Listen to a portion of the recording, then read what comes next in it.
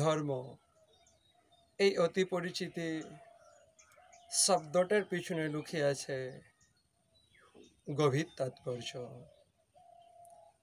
ধর্ম অর্থাৎ যা প্রতিটি জীবকে ধারণ করে রয়েছে, যেমন একটি মালা সুতো দ্বারা তৈরি হয়, সেই সুতোর মধ্যে অনেক ফুল সুন্দর সুসজ্জিত রয়েছে, কোনোটা নীল, কোনোটা লাল, বিভিন্ন রঙের। ঠিক তেমনি সবই কিন্তু ফুল, তাদের ভিন্ন ভিন্ন রং, ভিন্ন ভিন্ন আকৃতি। তেমনি এক ভগবান এই সংসারে প্রতিটা জীবকে ধারণ করে আছে। প্রত্যেকের আকার ভিন্ন ভিন্ন, কেউ পশু, কেউ পক্ষী, কেউ মানুষ, কেউ স্বর্গের দেবতা, ইত্যাদি ইত্যাদি। প্রত্যেকটি পুষ্প যেমন একটি সুতোর মধ্যে সুন্দর সুসজ্জিত থাকে, ঠিক তেমনি প্রতিটি জীব যাহার মধ্যে সুসজ্জিত আছেন সেটি হচ্ছে ধর্ম। অর্থাৎ ধর্ম মানে সত্য, ধর্ম মানে ভগবান শ্রীকৃষ্ণচন্দ্র, ধর্ম মানে পরমাত্মা। এখানে মানুষের আকার ভিন্ন ভিন্ন, অন্যান্য জীবের আকার ভিন্ন ভিন্ন, কেউ ভিন্ন ভিন্ন রীতিনীতি আচার পালন করছে, কিন্তু সবার কিন্তু ধর্ম একটাই, সেই সত্যের উপাসনা, সেই সুন্দরের উপাসনা, সেই শিবের উপাসনা। তাই তো আমরা ধর্ম বলতে বুঝি সত্য, শিব এবং সুন্দর। ধর্ম সকল বর্ণের মানুষকে, সকল সম্প্রদায়ের মানুষকে, সকল প্রকৃতির মানুষকে একত্রিত করে। অর্থাৎ জাতীয় সংহতি, রাষ্ট্রীয় সংহতি, মানব সংহতির একটি মহামূল্যবান ক্ষেত্র হচ্ছে ধর্ম। যেখানে উচ্চ নীচ ভেদাভেদ দূর হয়ে যায়, যেখানে জাতপাতের ভেদাভেদ দূর হয়ে যায়, যেখানে সংকীর্ণ মনস্কতার কোনো স্থান নেই, কেবলমাত্র এক শান্তি, আনন্দ, সৌভ্রাতৃত্ব, সম্প্রীতি এবং সুন্দরের বাতাবরণ তৈরি হয়, সেটাই ধর্ম। কিন্তু আমরা আজকে যে দেবী শক্তির উপাসনায় নিজেদেরকে উৎসর্গ করছি, সেই দেবী দুর্গা, অর্থাৎ যিনি সংসারের দুর্গতি নাশ করেন, তিনি দুর্গতি নাশিনী, তিনি দুর্গা। অর্থাৎ আমাদের মনের মধ্যে থাকা যে সমস্ত দুর্গতি, কাম, ক্রোধ, লোভ, মোহ, মত, মাৎসর্য, যার কৃপায় দূর হয়, তিনি হচ্ছেন দেবী দুর্গা। অর্থাৎ আমরা যদি ধর্মের যথার্থ স্বরূপ বুঝতে পারি, তাহলে বুঝতে পারব ধর্মের সৃষ্টি করার মূল উদ্দেশ্য আমাদের যে সমস্ত সাধক মহাত্মাদের শাস্ত্রের মধ্যে যেইভাবে ধর্মকে সুন্দরভাবে স্থান দিয়েছে, তাতে বোঝা যায় এই ভেদবাদ, এই সংকীর্ণ মনস্কতা দূরে ঠেলে সরিয়ে রাখা। কিন্তু আমরা লক্ষ কোটি টাকা খরচা করে ধর্ম করছি, আমরা আমার ভাইকেই জায়গার জন্য কলহ করে, তাকেই মারধর করে, আমরা আমাদের প্রিয়জনের সাথে সম্পত্তি নিয়ে কলহ করে আমরা নিজেদের জীবনের পরমায়ুকে নষ্ট করছি, জীবনকে বিষাক্ত করছি। আমরা এই ধর্ম করছি, আমরা এই দোকানে বসে 10 টাকার জিনিসকে 100 টাকায় বিক্রয় করছি, আমরা এই সুন্দর দামি পুণ্যের পুষ্পাঞ্জলি দিয়ে দেবীর কাছ থেকে এসে আমরা হসপিটালে যখন রুগীকে দেখছি, একটা ইঞ্জেকশন দিয়ে আমরা সেই 200 টাকার ভিজিটের পরিবর্তে 2 লাখ টাকার চেক লিখছি। আমরা মরণাপন্ন রুগীর সেই মরণ অবস্থার সুযোগ নিয়ে আমরা অর্থের ব্যবসা করছি। আমরা এই সুন্দর করে দেবীকে সাজিয়ে পূজা করছি, আমরা স্কুল কলেজে মোটা অঙ্কের টাকা মাইনে পেয়েও তাতে সন্তুষ্ট হচ্ছি না, আমরা ফাঁকি মারছি। উপরন্তু টাকা পাওয়ার জন্য আমরা টিউশন প্রাইভেট করছি, আমরা এই ধর্ম করছি, আর আমাদের মনোজগতে পরিবর্তন হচ্ছে না।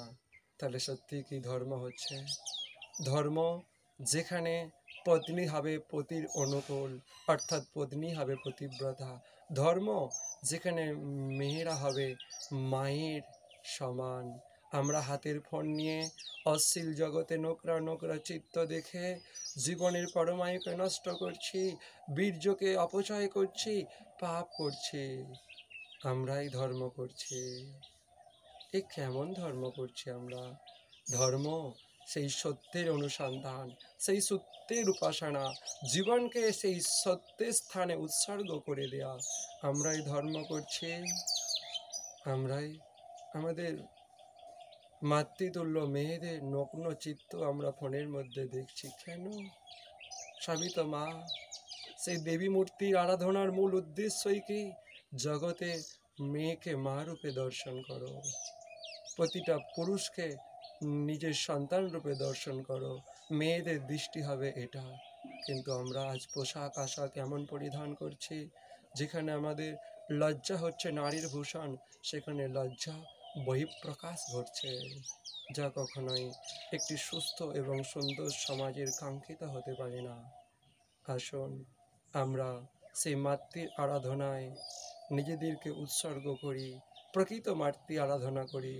আমরা এই সংকল্প গ্রহণ করি যে আমাদের কাছে, আমাদের দৃষ্টিতে পরস্ত্রী হবে মায়ের সমান, পরের দ্রব্য হবে লোষ্ট সমান, এবং প্রতিটা জীব হবে নিজের সমান। তাই তো সেকেই বলে প্রকৃত জ্ঞানী, প্রকৃত পণ্ডিত।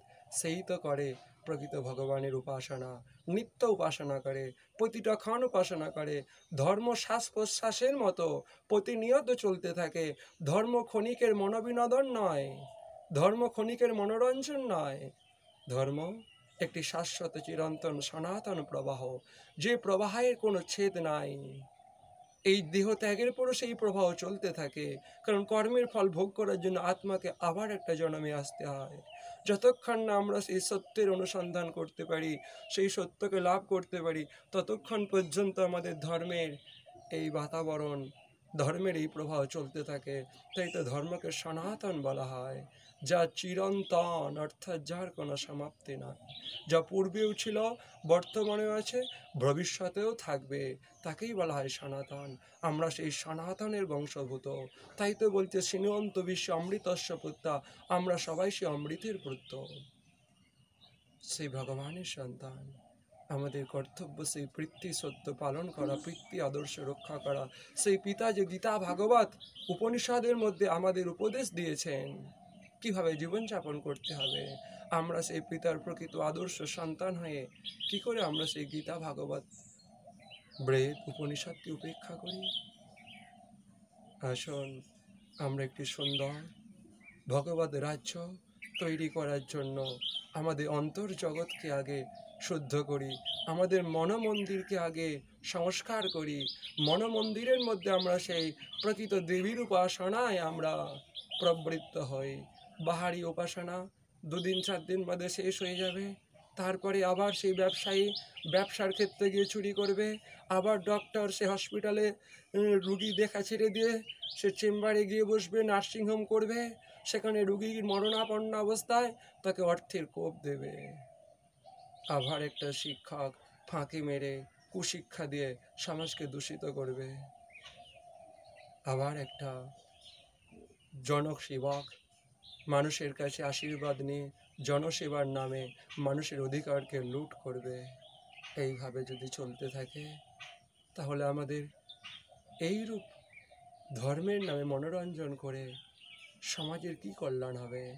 যেখানে আজকে পুরুষ মদের দোকানে লাইন দিচ্ছে, যেখানে পুরুষ কর্মত্যাগ করে লটারির দোকানে লাইন দিচ্ছে, যেখানে পুরুষ নিজের অধিকার কাজ পাচ্ছে না, সেই রাষ্ট্রে এ কেমন পূজা? যেখানে শিক্ষিত, যেখানে শিক্ষা নিভৃত কন্ধন করছে, জল ফেলছে, যেখানে প্রকৃত শিক্ষার পূজা নেই, যেখানে জ্ঞানের পূজা নেই, যেখানে মানবিকতার পূজা নেই, যেখানে সত্যের পূজা নেই, সেখানে এই দেবীর উপাসনা মধ্য দিয়ে আমাদের সেই সংকল্প গ্রহণ করতে হবে। একটি সুন্দর নির্মল আদর্শ রাষ্ট্র আমরা নির্মাণ করার আগে আমাদের মনটাকে নির্মল করব। যদি প্রত্যেকে আমাদের মনটাকে নির্মল করতে পারি, তাহলে আমাদের রাষ্ট্র নির্মল হয়ে যাবে। আমরা পরস্পর যদি হিংসা ত্যাগ করে দিই, আমাদের শান্তির বাতাবরণ তৈরি হবে। পরস্পরকে যদি প্রতারণার রাস্তা ছেড়ে দিই, তাহলে প্রত্যেকেই শান্তিতে এবং সুখে জীবনযাপন করতে পারবে। প্রত্যেকের নিজের অধিকার নিয়ে সন্তুষ্ট থাকতে পারবে। আমরা ভিক্ষা চাই না, আমরা নিজের অধিকারকে ভোগ করতে চাই। অন্যের অধিকার লুট করা বন্ধ করে প্রত্যেককে নিজের ভাতৃ সমান, ভগিনী সমান, মাতৃ সমান, পিতৃ সমান, সন্তান সমান রূপে দর্শন করে আমরা একটি আদর্শ মনোরাজ্যে ধর্মের পরিবেশ তৈরি করি। তাহলে বাইরে ধর্মের পরিবেশ, যেখানেই পা ফেলব সেখানেই ধর্ম আর ধর্ম, সত্য আর সত্য। যদি অন্তর্জগৎ আমার কলুষিত হয়, তাহলে আমি তীর্থক্ষেত্রে পা ফেলেও সেখানে গিয়ে আমি প্রতারণা করব, সেখানে গিয়েও আমি পকেটমারি হব, সেখানে গিয়েও আমি জুতো চুরি করব, সেখানে গিয়েও আমি 10 টাকার ফুলকে 100 টাকায় বিক্রয় করব, সেখানে গিয়েও আমি হরিবল আমার জীবনকে প্রকৃত সত্যের অনুসন্ধানে নিমগ্ন করতে পারবো না। আসুন আমরা একটি সত্য, আনন্দ, শিব এবং সুন্দরময় নিজের মনোরাজ্যকে তৈরি করা শুভ সংকল্প গ্রহণ করি।